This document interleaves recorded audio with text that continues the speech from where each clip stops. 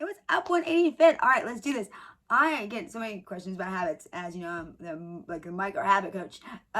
Small micro habits lead us to sustainable, lasting, realistic results that really ultimately make us our best selves, and that's how we become the person that we long to be. And so, today we want to talk about how we banish bad habits, and is it possible?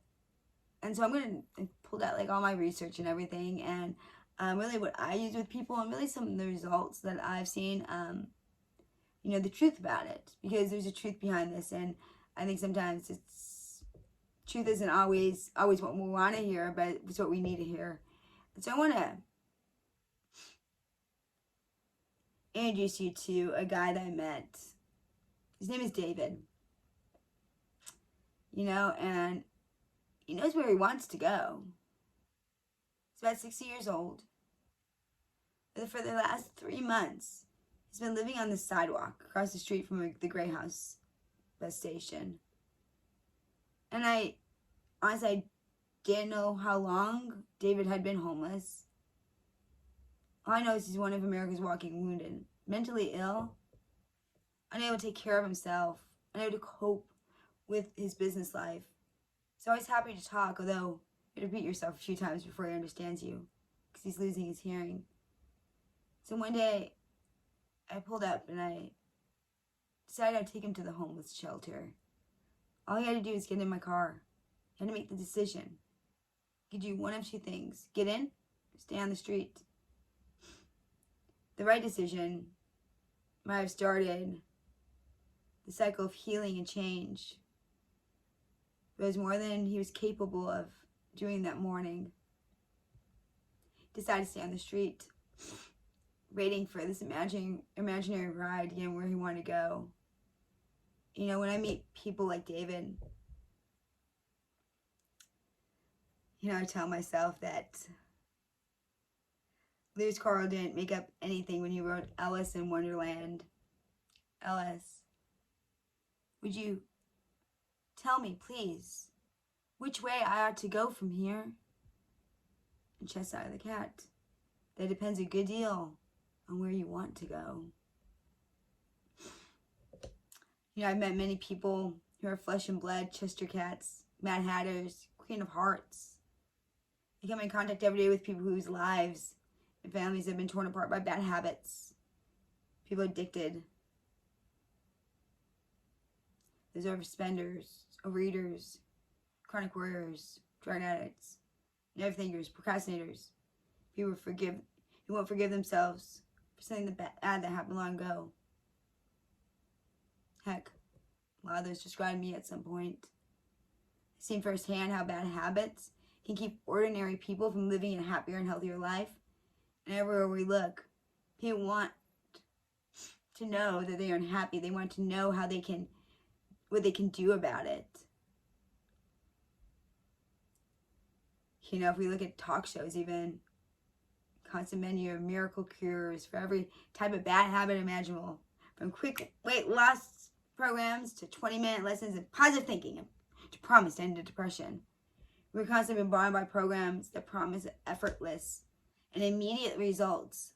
Lose weight fast while eating as much as you want, guaranteed to work. We are overwhelmed with solutions today.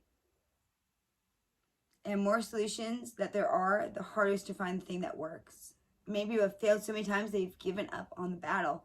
Others have given up just a long time ago. So what can we do?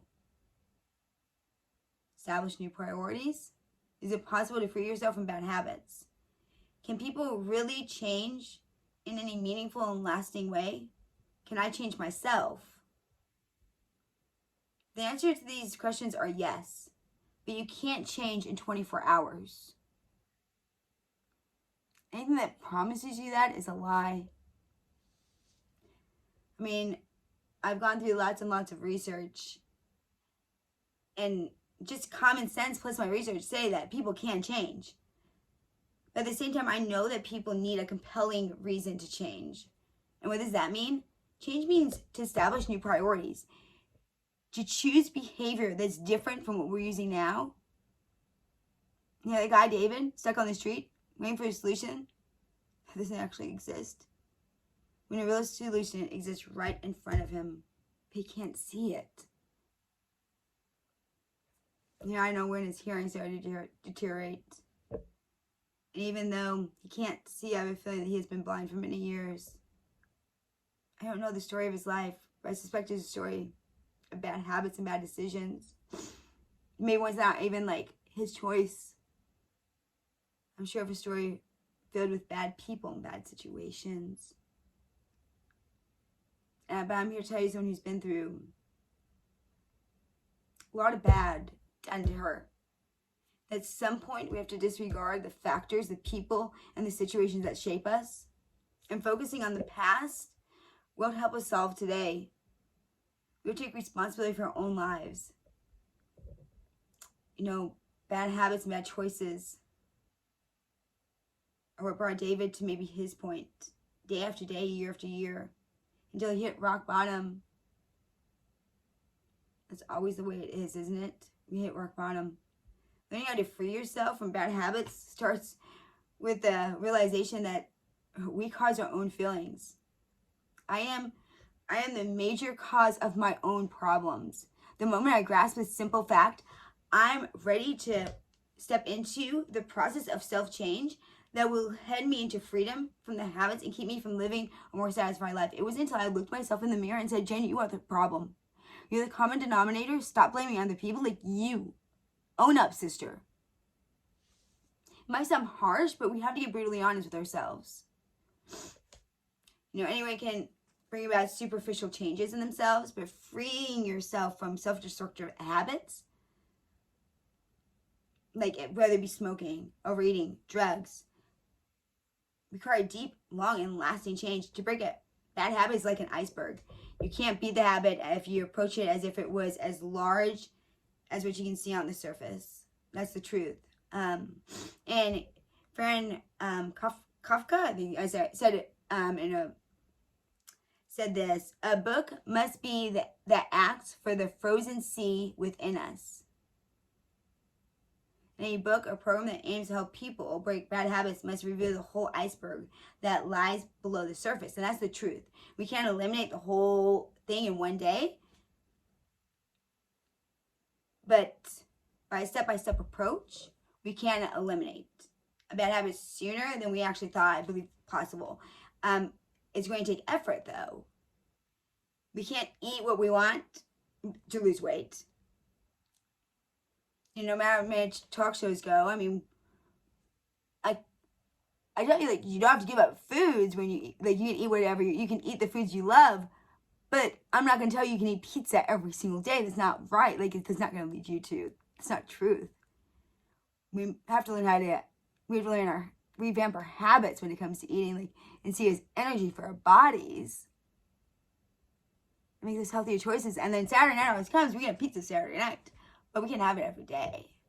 We don't have to give it up completely, but we can't do it every day. Because if we do it every day, no, you're not going to get lasting change. So funny. All these empty promises out there, right? You can't lose weight when you can learn to enjoy healthy foods more than unhealthy ones. We look back to David. David has this mental cage for himself. His definition of the problem gives him no choice. He avoids having to take responsibility for himself. He could receive the benefits of daily meals, hot showers, and clean clothes, a bed, a companionship, medical attention. But to do that, David might have to risk giving up something. He's convinced he needs to go somewhere, and things will be better when he gets to that place. I used to be stuck like that. I used to not see the solution right in front of me. I was running from something for so long, thinking I could outrun it. Really, I need to turn around and just face it. Because really, it was just right there, ready to take me out any second. The harder I ran, the closer it got.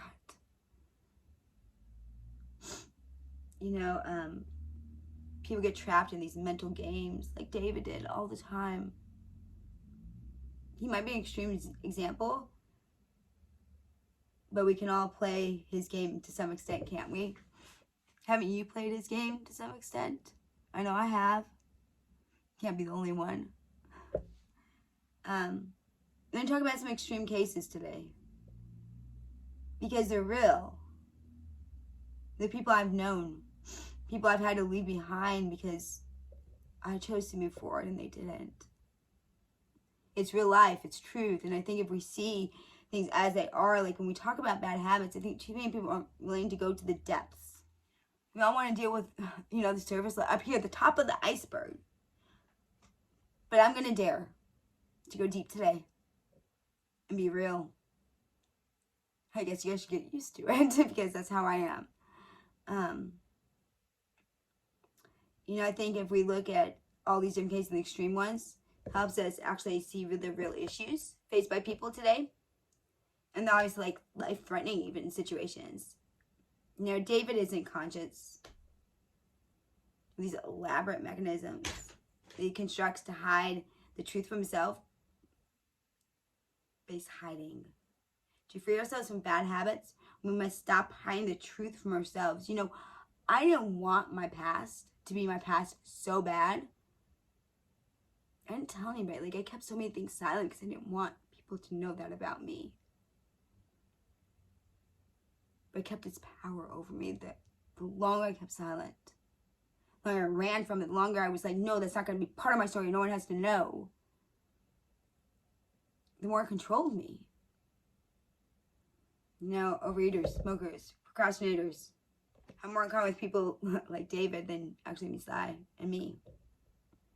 At one point, we all go to great lengths to hide the truth from ourselves about the destructive nature of bad habits, suffering our lives, families destroyed.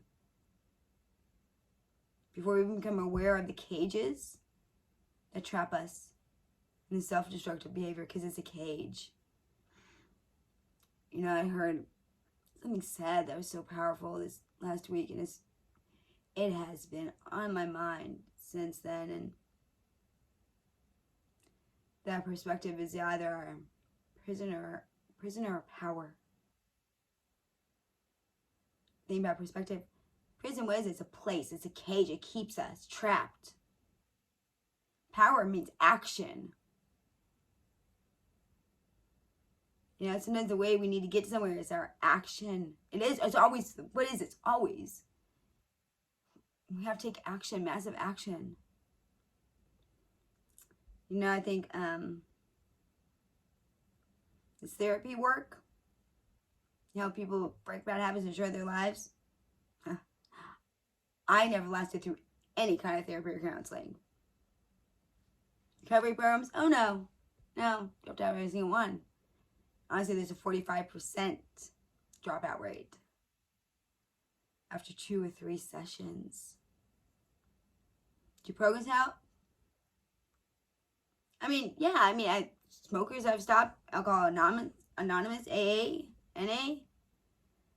But on the other hand, many people who try a program to quit don't ever make it. Why?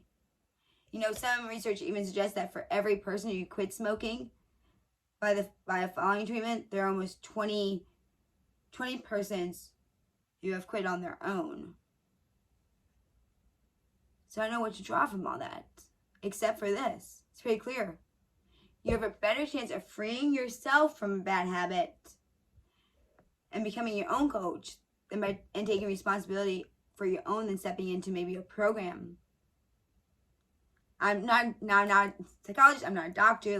This is just my intake from my opinion and from what I see.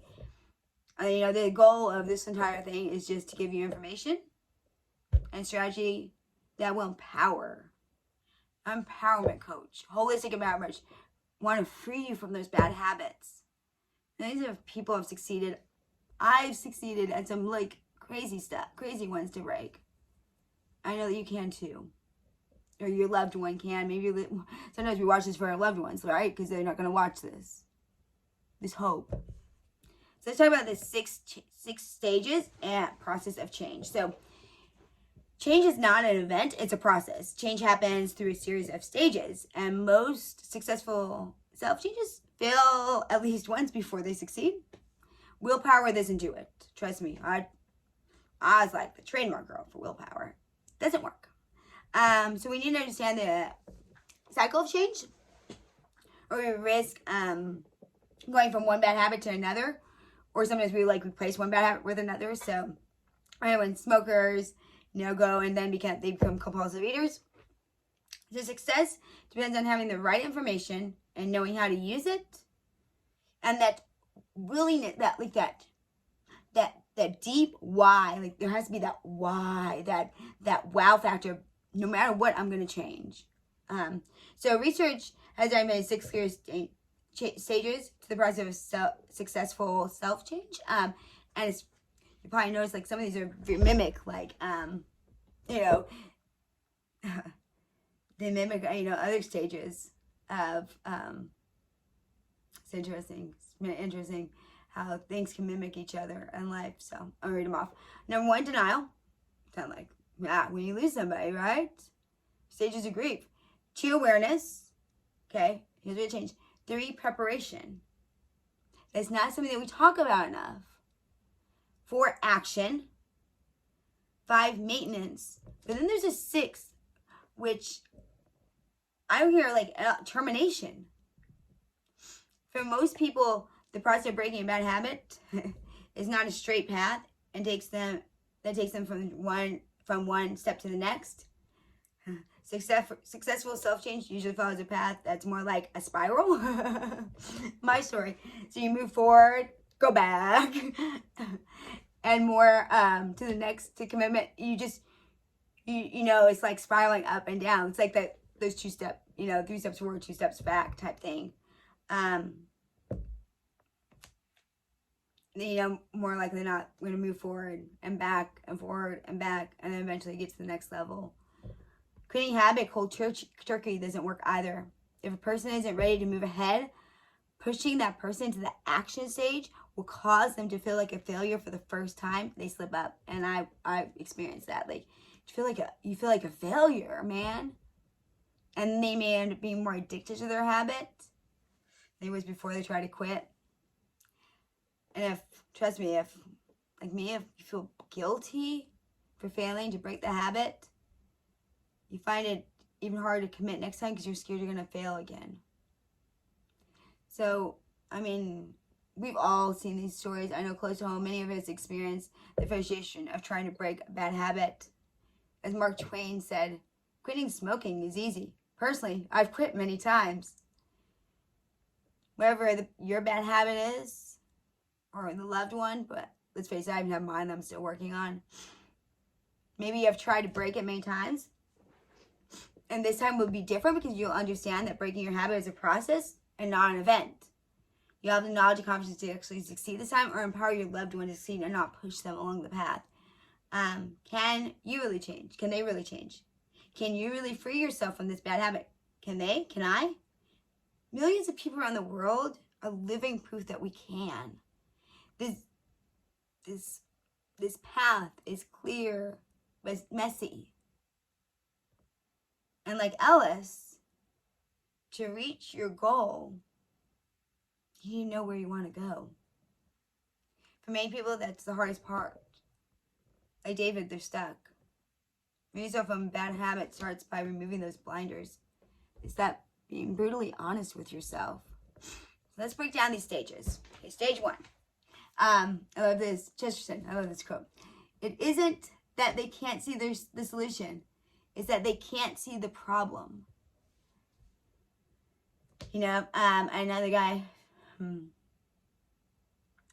this guy, John, 72. But all he does is complain. I love the guy, though. I learned a long time ago that I don't need to buy, I don't need to turn on the news at all, watch television, know what's wrong with the world. Plenty of people out there complaining. Like, I don't have regular TV. Like, I have Netflix and, like, Apple TV and Amazon, but that's it. Like, I'm going to find out the information. I can't tell you the last time I watched the whole news.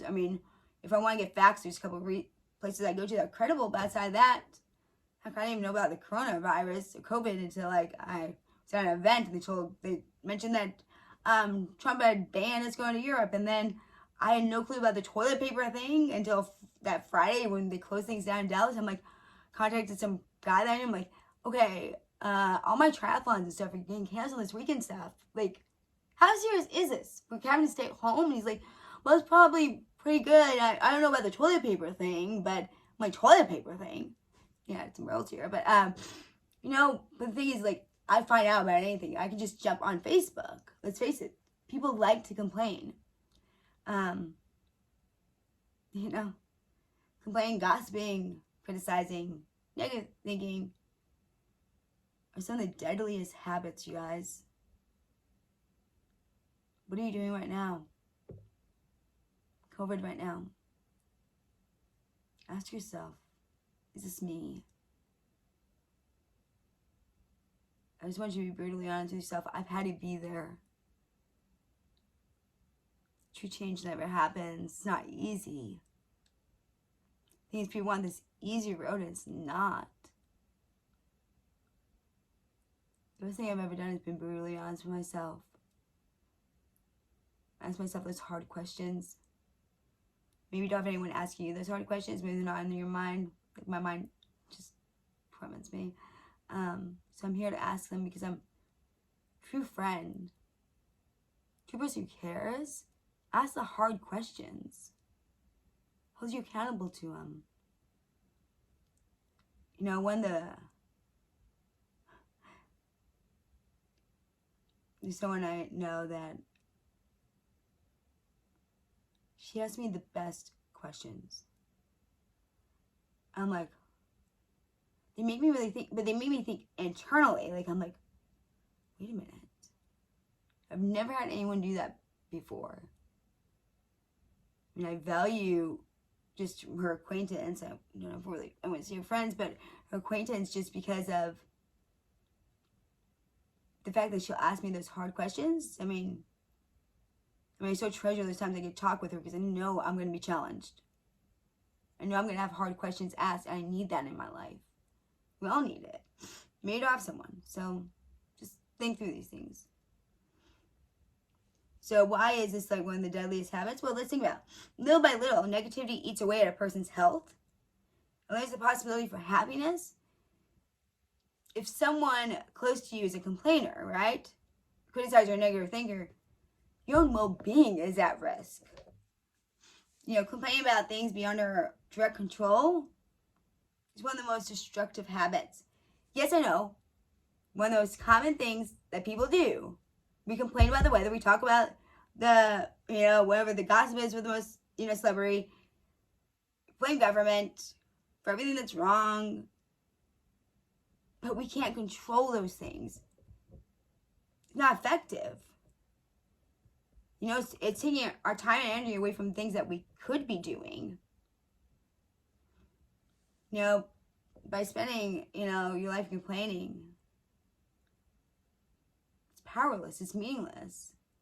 I've been to come true to myself with this a little bit lately because, I mean, there's some situations right now that I'm just not really that happy about and just on my mind a lot. And I realized when I was talking to some people, like, I kept bringing that up. I'm like, wait a minute, I'm like complaining about something and I'm like, that's not getting me anywhere. It's not getting me the solution. Some things I just can't change right now. And that's okay. Like, I have to be okay with that. And look at what I can do and like pour myself into the positive things I have in my life. And I had to make that shift. Just the last week, I had to make that shift and be like, where are my conversations at with people? Like, wait a minute. You don't need to be bringing them down. And I can't really do anything about this right now. What good things do I have going on? And where am I going to pour my energies into that positive? I'm going to throw myself into that and just, you know, that when that negative comes up, I'm going to just deal with that and then move back to my positive. Like, that's what I have to make the choice to do. So trust me, I'm speaking from someone who like caught herself doing this last week and who knows it's hard. You know, complaining about things we can't control is a very effective way to avoid facing up to the things that we can do something about. By spending our life complaining about things that we're powerless to change, we don't have to confront our negative thinking and bitterness. You know, it's like here in the store, there's like 70-year-old friend. He blames everyone else for his problems. His parents, his former business partner, the government, the local economy, his present state. He can't begin to understand that his unhappiness has nothing to do with any of those things. And everything to do with his habit of blaming other people for what's wrong in his life. You know, he might not have the habit of, smoking or drinking or drugs or reading, those health risks. But his health is failing. And he's worried about the need for a major surgery. Because negative thinking has been conclusively linked to cancer, heart disease. Research are beginning to find evidence that resentment, bitterness, and hatred literally kill people. I swear. I swore to myself from a young child. I swore to myself from a young child I'd never be bitter. Because I saw bitterness lived out. I swore it killed someone I loved. She should have never died, but she became bitter, paranoid and bitter, and I swore that I will never, ever be bitter. I'd rather choose to forgive, and take the higher road and believe the best in people, and never be bitter because I don't want it to kill me. So there's truth there. I'm passionate about it, man. You guys got me passionate on this topic. Because I feel it. If we find no reason to change our attitude or behavior, is that classic example how people are unable to recognize the true cause of their unhappiness. My friend's in denial. But denial is the first stage in the cycle of self-change. The vast majority of people whose health, happiness, and relationships are being threatened by self-destructive habit spend months, if not years, in the stage where they deny the seriousness of the problem. So people in this stage show the following characteristics. Refuse to admit they have a problem, or serious problem. Resist change. Usually become aggressive when confronted with any change. They have a general sense of hopelessness, no matter how busy their lives seem to be on the surface. And many people have self-destructive habits, also suffering from feelings of distress. So research shows up to 50% of drug users have some form of depression. Misery loves company, of course. We tend to form relationships with people who harbor the same kind of bad habit. By spending time in the bar, people can convince themselves it's a normal way to unwind after a social day, since so many other people are doing it. Research also shows that clinically obese people are less likely to lose weight when they live with other clinically obese people. Self-destructive behavior. Many people are so stubborn in their unconscious need to defend the bad habit, they refuse to get help when their lives depend upon it. I remember, I battled eating disorders. It was a lifelong battle for me. And I remember sitting there. My wake-up call was when I was sitting across from the doctor, and I had fluid on my heart at that point. I was super thin. And he looked at me and goes, "You need to do something. As I give you a few months and you will be here." And it hit me. I'm like, wait, not be here?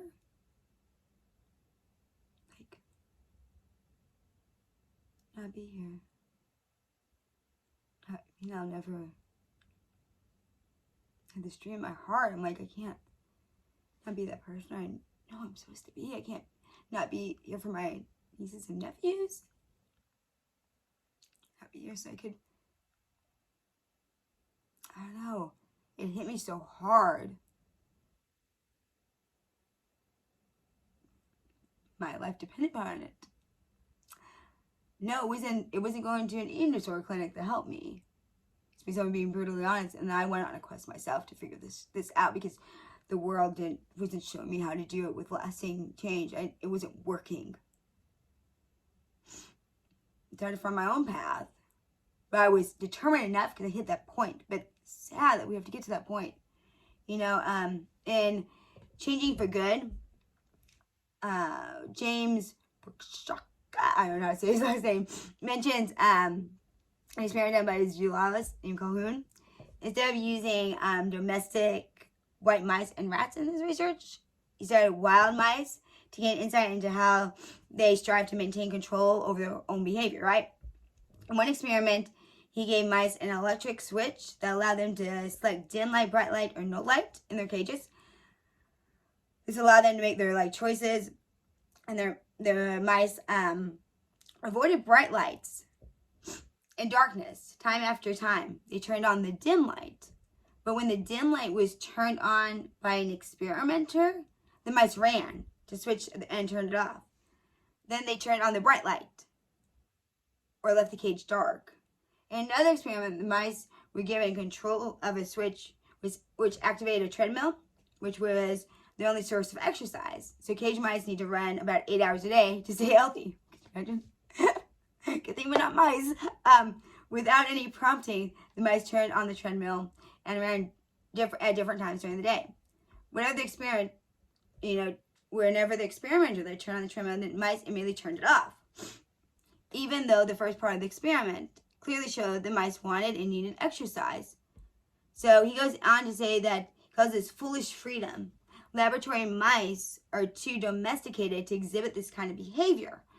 But he points out that the wild mice demanded control of their behavior, even if it meant sacrificing their own health. Just let that sink in for a moment. Look at helping relationships. So people in denial have lost control of the problem, which means they have lost control of their lives.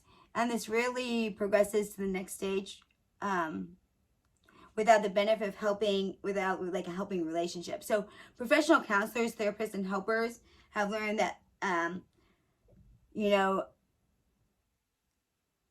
confronting a person doesn't help them move from stage 1 to stage 2. Nagging doesn't help. Letting them have their way, going along with them, avoiding confrontation, merely strengthens the denial of the problem, but reinforcing in his own mind that whatever he's doing is right. So people usually need an unexpected response before they can remove the blinders, like I did, like talk to her. Or when I knew I should have been out of a recent relationship long ago. Took me almost being killed to make it happen. Or when my marriage turns out because I went to the point it was too late and he hurt somebody else. Sad. It's so sad, isn't it? We wait so long. Why? I look at my life and I have such a heart for people, and yet the truth is,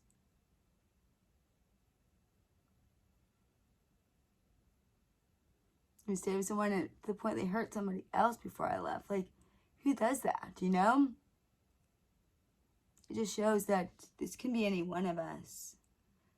We can't judge. This could be any one of us. People usually need an unexpected response before they can remove the blinders. And this fact hasn't changed in the last 3,000 years. If you think about King David. I was reading about King David. This is fascinating. One of the heroes of ancient Israel, leader of his nation, great warrior, an accomplished musician, and one of the greatest poets, I swear, of the Psalms. When he was a young shepherd, treading his father's flock, killed a bear and a lion with his hands. I can read that a few times. Really? Guess it's true. I don't know. When he was a very young man, he killed Goliath on the river, which Goliath was like a 6-foot giant. Gotta know that part. Didn't realize that. Yeah, 6-foot giant. One evening, the king was restless and went up to the rooftop. From his vantage point, he spied a beautiful woman. Starving home. instead of turning away, he continued to watch her. She was not aware that she could be seen. So King David just was invading her privacy. What did he do? He sent men to find out who she was, and she was Bathsheba. She was the wife of a soldier named Uriah, I think. I have no clue his name. He was one of Israel's, brave, this guy, her husband was, this brave and most loyal soldiers to the king. And Uriah is raised from home, serving his nation, a war while David was, on his throne, against one of, Israel's, many enemies. And David sent for Bathsheba and slept with her. No, just, if you don't know this, sorry, I'm story, hot news here. And she became pregnant, right? So David, agree with this? Then sends for that Ushai, I don't know how to say his name, her husband, the awesome soldier guy, to come on back home to sleep with his wife, right? So that we cover up the pregnancy. But guess what? He went to sleep with his wife because, let's see.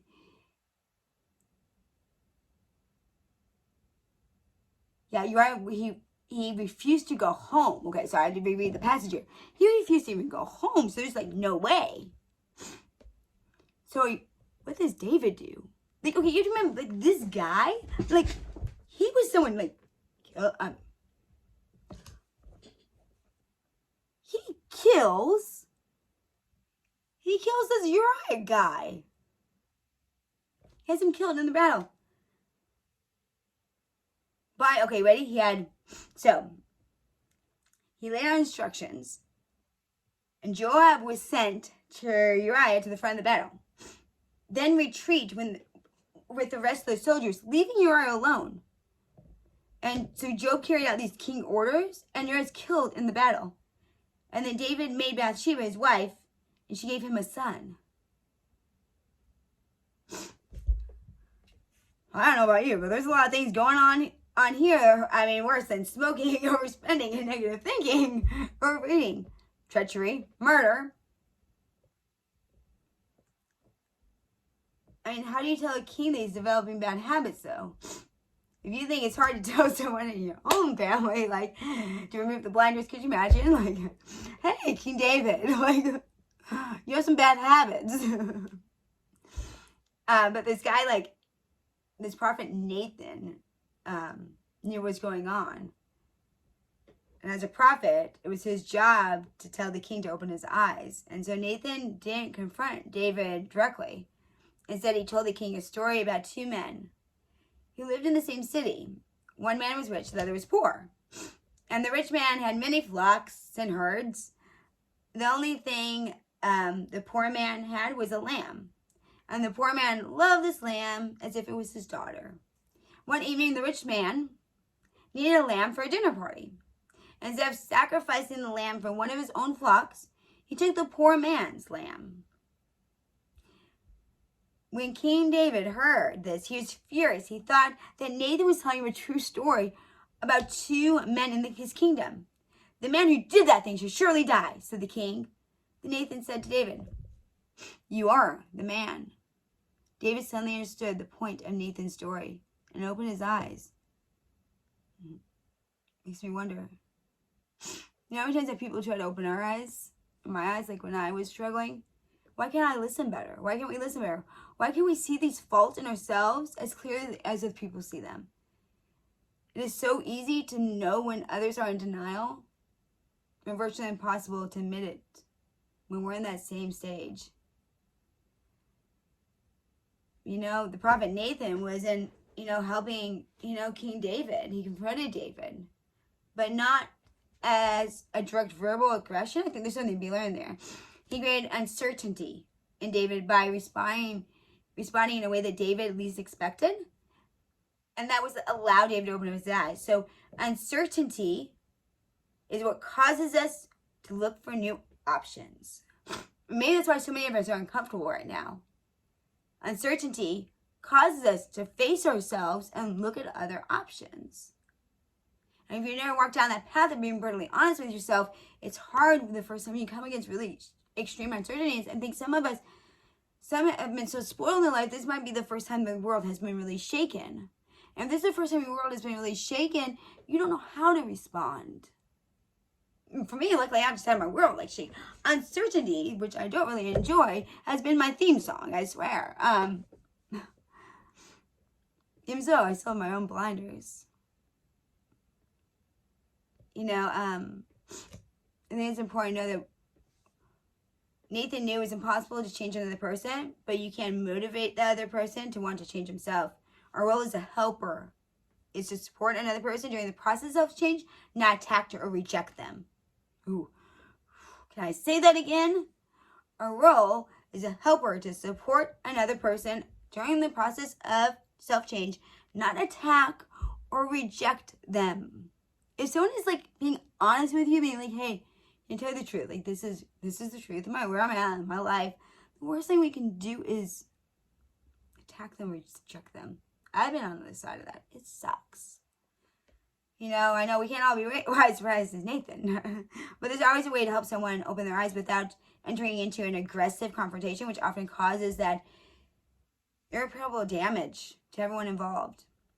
If someone close to you is in denial, you are already equipped to be better by having just, listen to this. I think we all are. It's a great reminder for myself, too. So don't go along with them. Don't cave to them. And by all means, don't confront them openly. The best thing we can do is give them probably maybe have them listen to this. Share with them the story of Nathan and King David. Maybe they might be ready to say, I am the man. But let me ask this. So easy as it is for us to look at other people. So easy as for us to say they need to change. It's so easy for us to see everyone else. Let me ask you. Are you the man? Are you the woman? I've had to ask myself that. It's only if we can really be honest with ourselves at this step that we can move to step 2. So, before we move into the next video, before the next video is posted, if you catch this before the next video is posted, I ask you, are you the man?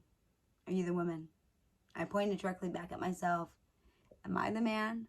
Am I the woman? And if so, guess what? The story that's the end is step 1. We have step 2 coming our way. There's hope. Alright, step 2 will be up in a few hours. So no, it's not too far out. In case you check this from first post shit or something.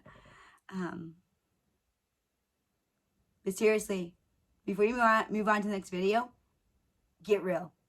Get really honest with yourself. Don't point other fingers. We have to first look at ourselves, friends. Real truth. And then, only then, can we move on. And once we move through all these steps ourselves, then we can go help someone else. But we must do it for ourselves and show up for ourselves before we show up for someone else. We must take the blinders off ourselves. Too often people are trying to take blinders off other people when they're just as blind or maybe even more blinded. I don't want to be a blinded person. Life is too short. All right, tribe. Do some good heart work. This is good. This is good stuff, man. I love habits and just the whole thing of there's hope for people. There's hope for me. Be brave, be kind, live authentically, and always shine, tribe. Until next time, be brave for part 2 of Breaking Bad Habits.